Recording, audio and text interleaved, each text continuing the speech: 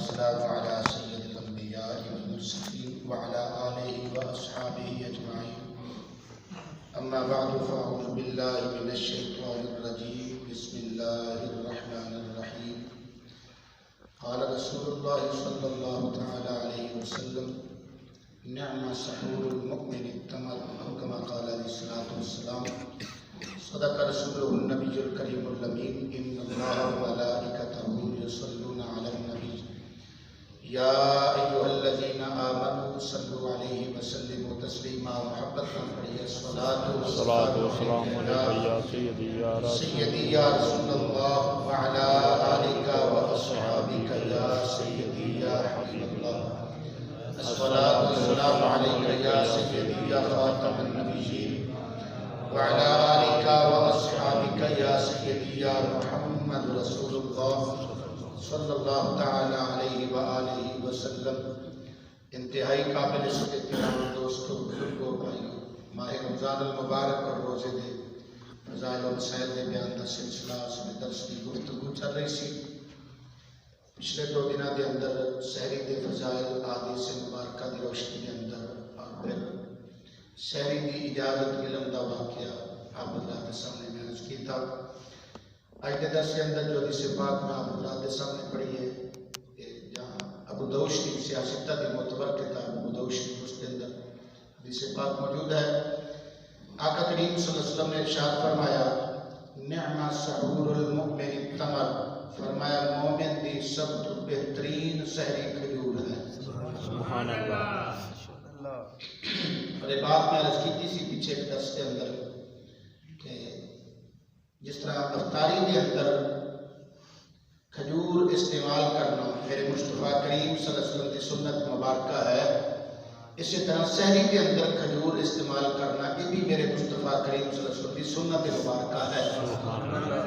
اسی سمجھتے ہیں کہ شاید صرف افطاری کے اندر کھجور استعمال کرنے سنت ہے، ایسا نہیں بلکہ سحری کے اندر بھی اسی طرح سنت ہے۔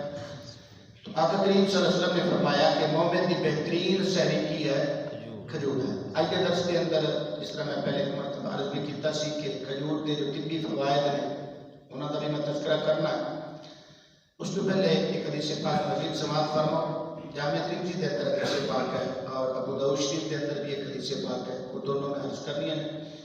حضرت انس رضی اللہ تعالیٰ عنہ روایت فرماتے ہیں کہ آقا کریم صلی اللہ علیہ وسلم، یہ ابو داؤد شریف کے اندر ہے، آقا کریم صلی اللہ علیہ وسلم کی عادت مبارکہ سی کہ آپ روزہ افطار تر کھجور دے نال فرماتے ہیں۔ تر کھجور دے نال، یاد رکھنا عربی کھجور واسطے 2 لفظ استعمال ہوتے، ایک رطب اور ایک تمر۔ رطب اس کھجور کو کہتے ہیں جی تر کھجور ہوگی، تے تمر اس کھجور کو کہتے ہیں جی خشک ہوگی، جنہوں پنجابی کسی چوارا بولتے ہیں، اس کو عربی کے اندر تمر بولیا جاتا ہے، خشک کھجور۔ تو بہرحال حضرت انس رضی اللہ تعالیٰ فرماتے ہیں کہ آقا کریم صلی اللہ علیہ وسلم افطار دے وقت تر کھجور طلب فرماتے سن۔ اگر مل جائے تو دن روزہ افطار فرماتے سن، اگر نہ ملتی سی تو پھر خشک کھجور، اگر وہ بھی نہیں سی ملتی تو پھر پانی دے نال روزہ افطار فرماتے سن۔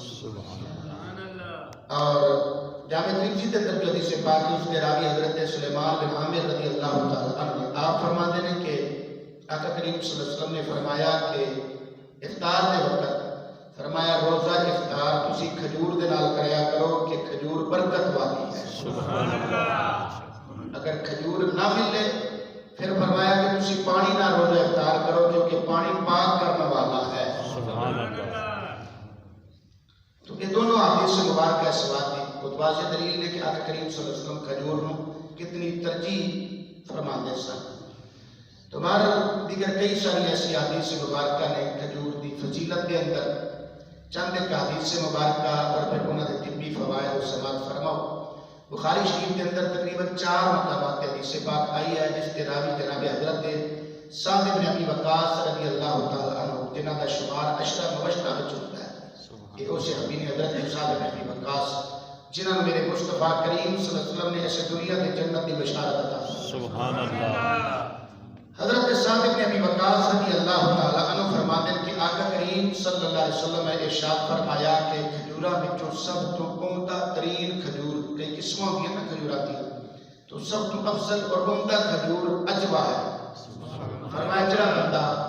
روزانہ 7 دانے اجوا کھجور دے کھا لگے، فرمایا اس دن اس بندے تے نہ زہر اثر کرے گا کہ نہ جادو اثر کرے گا۔ سبحان اللہ، کتنی بڑی فضیلت ہے اس اجوا کھجور دی۔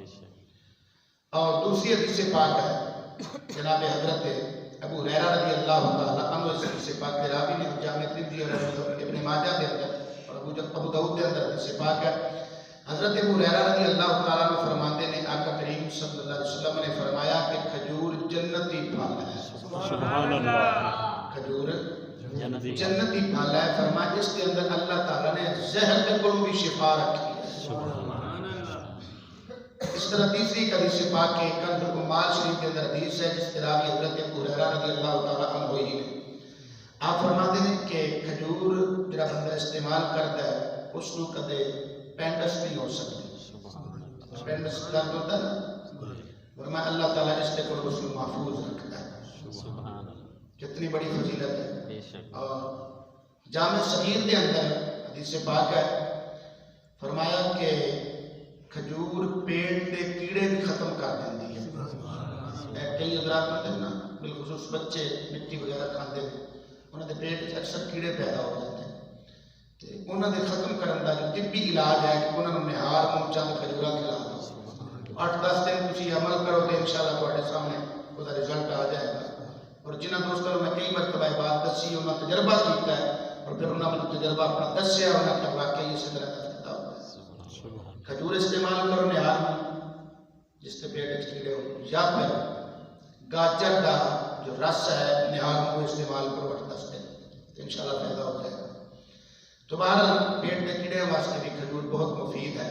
ایک محدث نے حضرت سیدنا ربیع رضی اللہ تعالیٰ عنہ آپ فرماتے ہیں میرے نزدیک حاملہ واسطے کھجور تو ود کے کسی شاید شفا ہے ہی نہیں۔ سبحان اللہ۔ ایسی عورت جس کے پیٹ کے اندر بچہ ہے اس کو کھجور کھلاؤ، اور بالخصوص جس وقت بچے کی ولادت ہو جائے، بچہ پیدا ہو جائے، تو بچہ پیدا ہونے تو بعد بھی اس کی ماں یعنی زچہ اسی کھجور کھلاؤ۔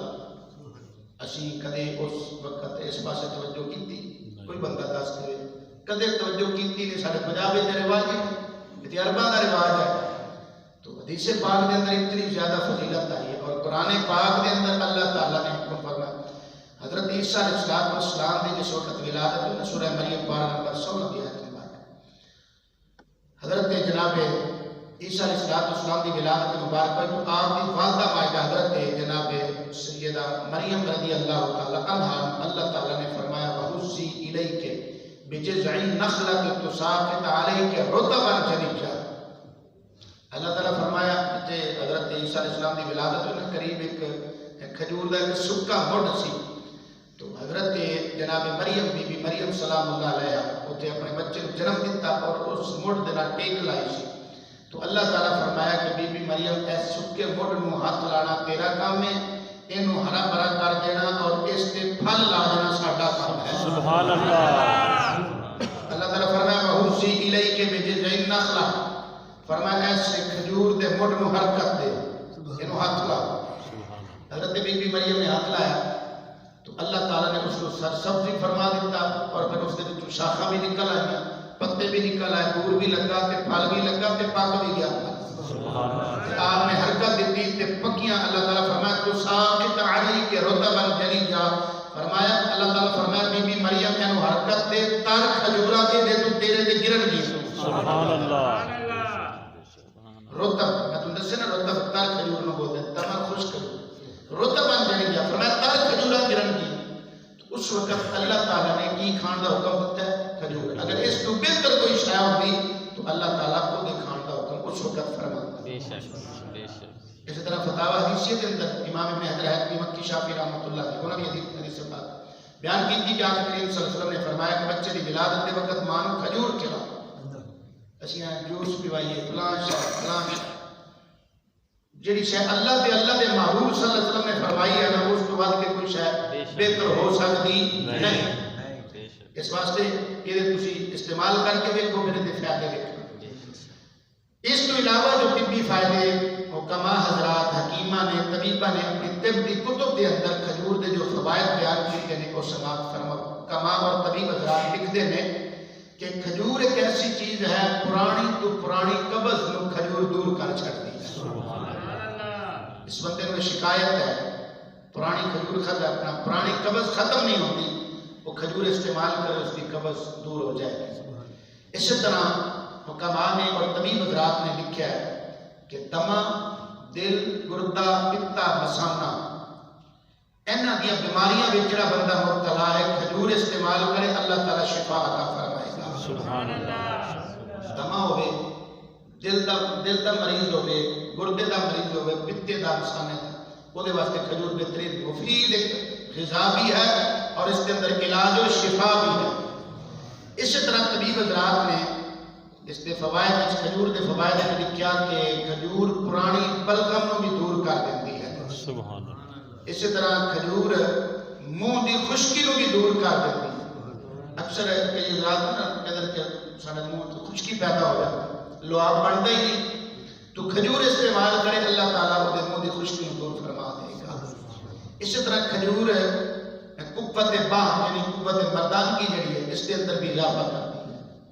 اس واسطے اس کے بہت زیادہ فوائد ہیں جتنا ہو سکے، لیکن یہ بھی بات ذہن نشین ہوئے کہ زیادہ کھجور جڑی حد تو زیادہ استعمال کرنی ہے نقصان دہ بھی ہے، کیونکہ ساڈے میدے وہ نہیں جڑے عرب والے دے میدے نے، انہاں دے میدے ساڈے تو ہیوی اور طاقتور ہیں، وہ زیادہ برداشت کرتے ہیں، ساڈے نہیں برداشت کرتے کیونکہ اسی زیادہ استعمال جو نہیں کرتے.